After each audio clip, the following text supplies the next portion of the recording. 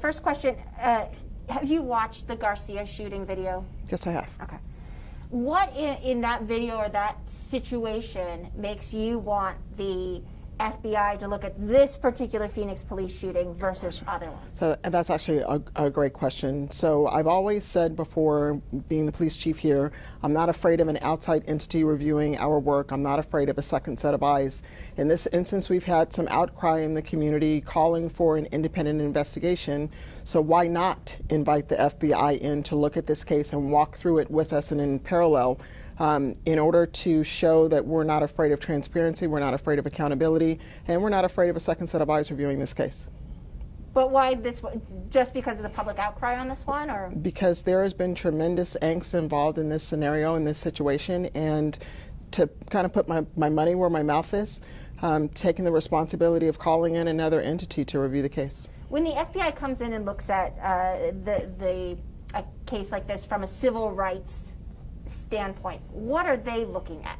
So you would have to talk to the Bureau about that specifically. We had our initial meeting with them yesterday just to kind of show them some of the information that we have. Obviously, we are not completed with the investigation. It's not even been a week. Has it been a week?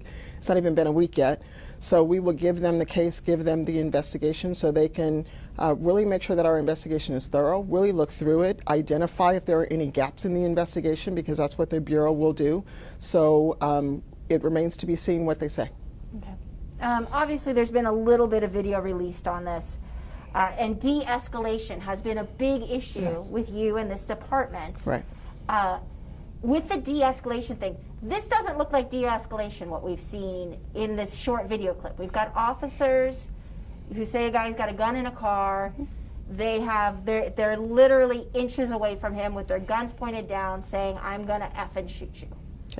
Well, what you don't see is the entirety of the contact in the scenario and situation. I've mentioned too, when we implemented body-worn cameras, that it's a tool. It may not show the full picture and the full scope of the information, but quite frankly, when you have cell phone video indicating and being posted on social media saying that there was no weapon in the vehicle, it was our responsibility, I think, to quell that misinformation and provide the right information. So the next question would be obvious from you, so just release the body-worn camera footage. Why don't you just release it? Quite frankly, we're still combing through evidence. We're still potentially talking to witnesses, and if we release the video too fast or too soon, I compromise the investigation, which doesn't bring justice to anyone. So as a law enforcement entity, it is my responsibility to make sure that we give a completed case to the county attorney's office as well as to the FBI. Your PIOs have said that you hope to release a critical incident briefing video, an edited video by next Friday. A week from Friday, so that's the 17th. Right. At that time, will you release the full body cam video? So it is our commitment to make sure that we're putting our money where our mouth is. I realize that initially 45 days, Melissa, is 45 days too long. So in the spirit of understanding that the world is operating at warp speed and light speed, at the same time trying to quell misinformation, it is our commitment to get in that 14-day window and release the information. Does that mean that the video, the unedited video, will also be released to people who've made So public when we records talk requests? about being transparent and accountable, absolutely, that's what that means. Okay. There's been an issue here, and in recent officer-involved shootings, Phoenix Police does not withholds the names of the officers involved for quite some time after the incidents, and sometimes we don't receive those until the full police report is released months, sometimes years later, or the county attorney's office puts out the final disposition of the case on a criminal standpoint. So that's not been our practice. So that could have been a long time ago. We may not release it immediately, but we release the names of the officers much sooner than before we submit the case to the county attorney's office. So when are you going to release the names of the officers in this case? So very, very soon, maybe perhaps today, we may release today or tomorrow. Okay. Let me ask you about, just real quick, one of our other reporters is doing a story today about the SROs at Phoenix Union High Schools, right? Yes. So Phoenix Union District has decided that they do not want SROs in their schools next year. Right. They're canceling the contract. Right.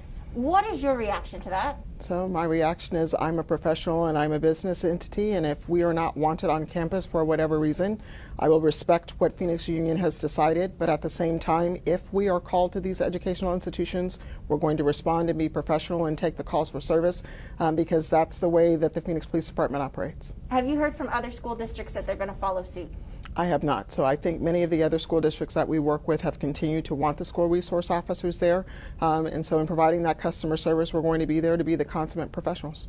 What do you think the value of school resource officers is? So I think the value is the relationship that the officers build, not just with the students, but with the parents, with the faculty, with the staff.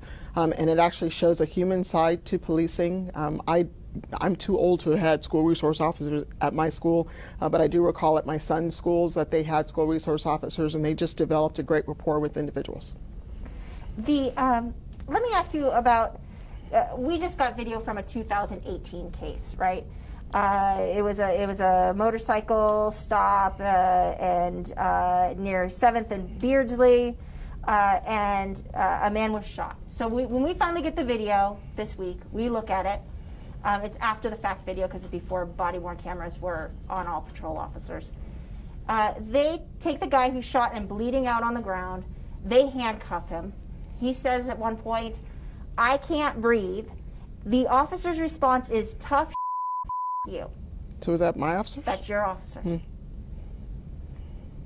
Is there a problem? So it is a problem anytime we have that kind of information out there, anytime we have that kind of interaction. I am not afraid of the truth. I am really working on training our officers, making sure they're the consummate professionals no matter what the scenario and what the situation is. Because, I mean, that just looks callous. The man's, he survived, I believe. So it is, but we're also working on making sure that when we do have to fire our weapons or do have to use deadly force, that we're very quickly trying to make sure that we get those individuals that we come in contact with the medical attention that they need and to be professional. So that's unacceptable. Okay. What do you want to tell your officers about being out on the street today? I mean, people are very upset because of incidents like this, because of the things we're finally seeing now that there's widespread body cameras. That they see police officers as rude, as jerks, as biased, as not willing to listen when someone's trying to stand up for their own rights. So what do you ask me? What would I tell my officers? What are you telling your officers? What I constantly message to our employees as well as our community is that we're there to ensure the safety and security of each person in the community, and we have the expectation of professionalism.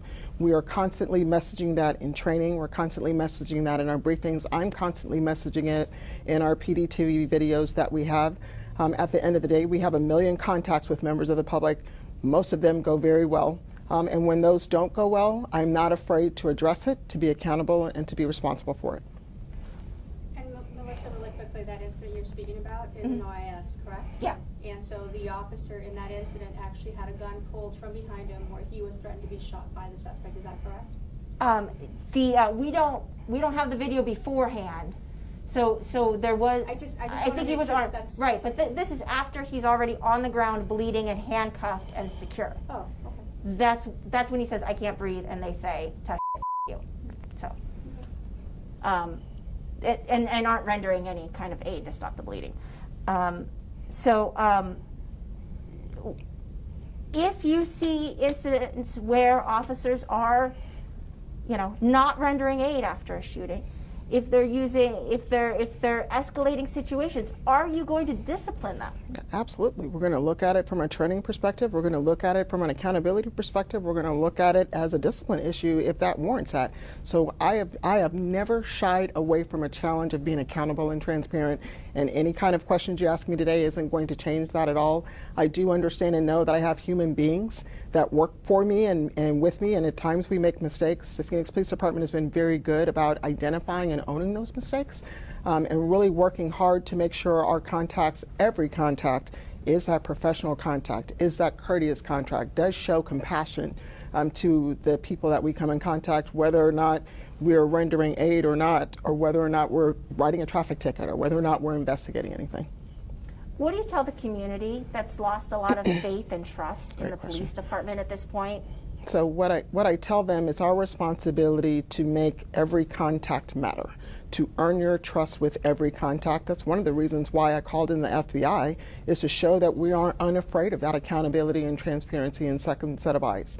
Do we have some things that we need to adjust, change, and improve? Absolutely. But we've been very good about owning and identifying those things and not shying away from the ability to change and the call to change and reform law enforcement.